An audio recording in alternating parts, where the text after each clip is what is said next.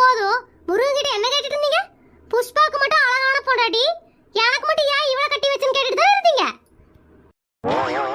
ஐயோ ஆண்டவா, நான் எதுக்கு அப்படி பேச போறேன்? எனக்கு அமைஞ்ச பொண்டாட்டி மாதிரி உலகத்திலேயே இல்லைன்னு முருகன்கிட்ட சொல்லிட்டு இருந்த.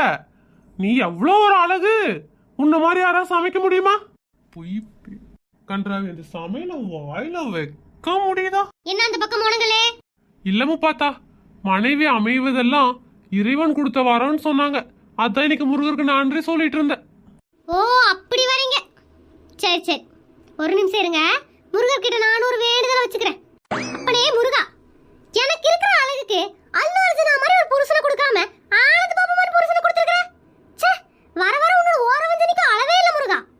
அடடா, ஆனந்த பாபுங்கிறாளே, நம்ம பேசுனத பூராத்தையும் கேட்டுட்டா.